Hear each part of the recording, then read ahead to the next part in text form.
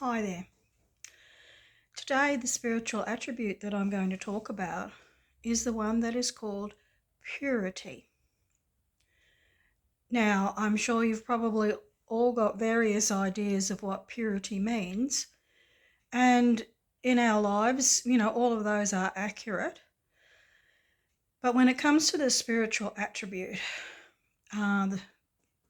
we need to narrow it down or be a little bit more specific for you.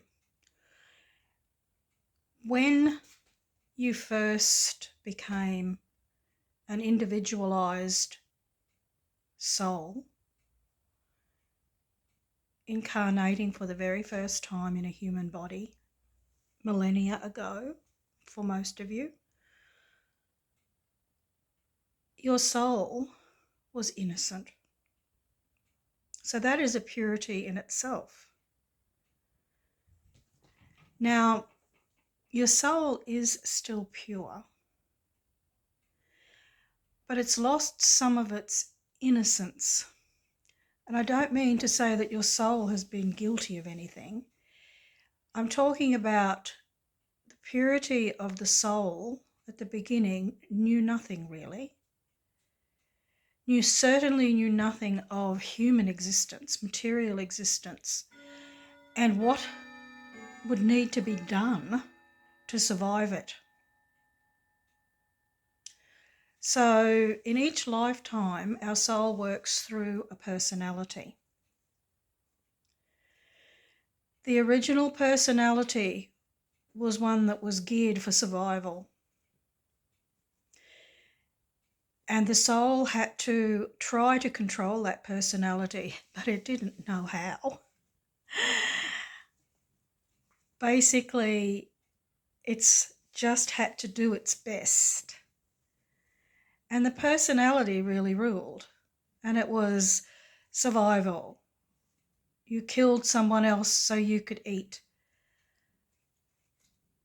But gradually over lifetimes, human souls became better at controlling or influencing the personalities that they were evolving through. And those personalities started to recognize that there was a spiritual aspect. And so they strove to reflect that in their lives. And certain values of good behaviour were formulated. So this that I'm talking about is a purifying process. The soul has lost its pure innocence, but it is learning to become capable of purifying a personality. But it doesn't keep the same personality life after life. However, each personality is never lost. So those parts where the personality has been purified are never lost. Those parts where the personality still needs to undergo a purificatory process are never lost. It's just not all of those aspects are represented in every single personality in every life, because it becomes too much of a process to deal with in one life. So if you want to think of your personality self as a huge gem with many, many facets that need to be polished, and your soul exists in the centre and really fills the essence of the whole gem. But it is through those polished facets that your soul light shines out.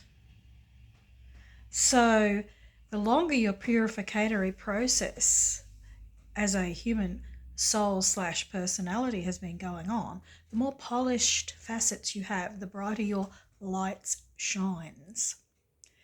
That's just one way of looking at it. So it is through our daily life that we go through our purificatory process. When we are not spiritually aware, or spiritually aware that there is such a process going on, we just go with it. We sometimes complain about it, fight against it, resist it. That's part of the human condition. Once you become aware that there is a purificatory process going on, you can start to work with it more. If you see that the trials and tribulations of your life, what are they for? Well, they are your purificatory fire.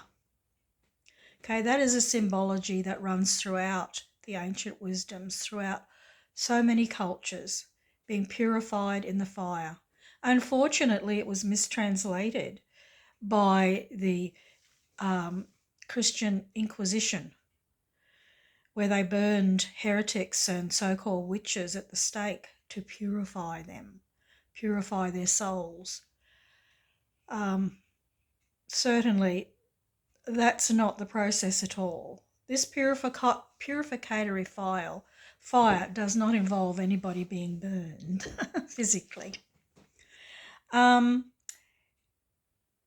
can liken the process to the phoenix that is destroyed in the fire and then rises again. Now, the way we could look at it is that your personality, soul combination, is a phoenix. And every now and again, the phoenix gets burnt in the fire. And then when it rises again, it has been purified. Things are better. Things have changed. There's a change in attitude, a change in more knowledge, more understanding, and a better behaved phoenix, for want of a better way of saying it.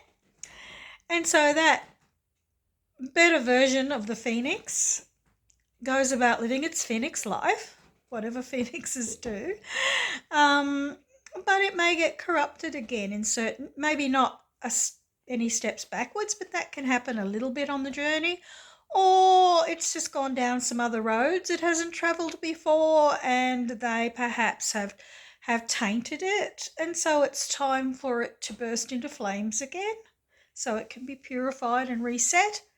And when it comes back again anew, whatever the problems were, whatever the in that previous phoenix life, have now been resolved. They've been purified.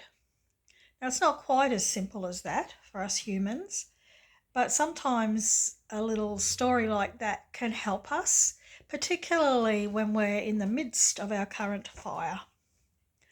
And it's bad, and it can be. You know yourself, you've been through some pretty horrible times for whatever reasons, emotionally, mentally, physically, and it's awful. But somehow or other you get through it and you become stronger by it. That's because you've been purified in some way. That's the symbology of the spiritual attribute of purity. And so, yeah, it can be pretty awful. But when you come through it, there you are, the phoenix renewed. And if you look at things, you'll realise in some way you're stronger, in some way you're better.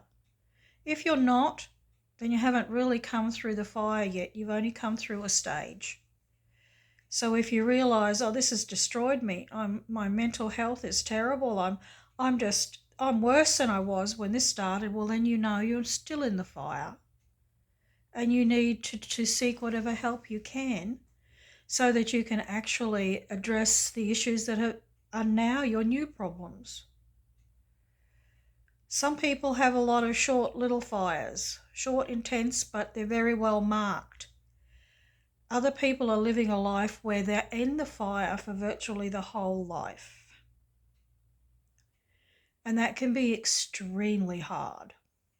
And extremely hard to maintain hope and to hold on to the spiritual principles. And that is where perhaps these spiritual attributes may help you. They may be a lifeline, Because purity, this is just explaining it, this is a process. And all you can do as far as attaining the spiritual attribute of purity is to cooperate with your process. Don't fight it. Well, find every possible way to get through it positively so that you're going to grow as a person. Because as you as a person grows, your soul grows.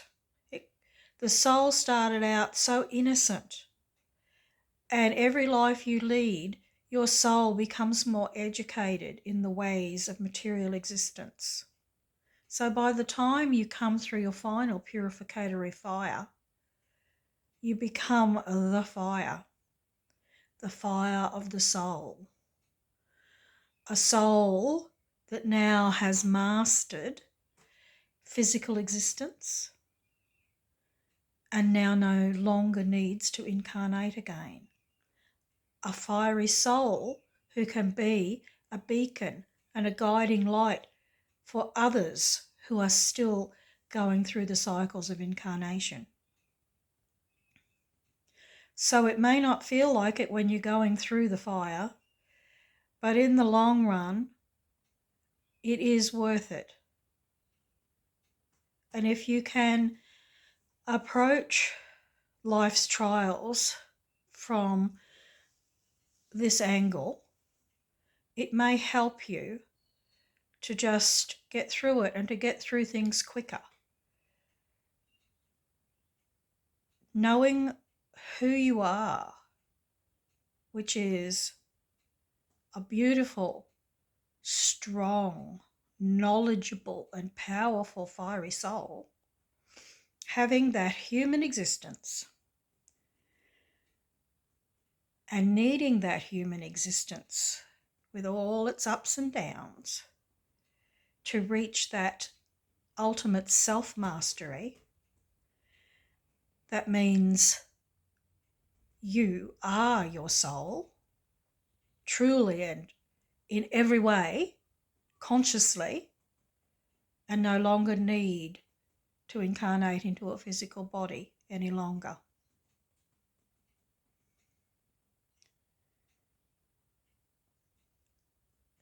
Now, some people think, oh, well, I'll purify myself then. I'll get in ahead of things and I'll start a process. That's fine, but it's not meant to be a purging in any way. You don't have to be a vegetarian or a vegan unless you feel strongly that that's something you have to do in this particular life. But don't do it because you feel you have to do it as part of your spiritual progress. You don't. Live healthy, yes. Make sure that you honour your physical body and keep it as healthy as you possibly can. Don't abuse it. Nourish it. Take care of it, the same as your emotional and mental health. Do everything you can to keep them at optimum functioning.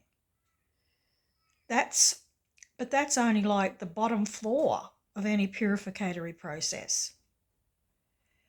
That alone is not going to give you self-mastery. It may strengthen your willpower and your determination to succeed, and that can be a good thing. And that's why I'm not telling people don't be vegetarians, don't be vegans or anything like that. If you feel strongly that that's what you need to be in this life, then it may not have anything to do with the spiritual attribute of purity, but it may have a lot to do with some of the other spiritual attributes.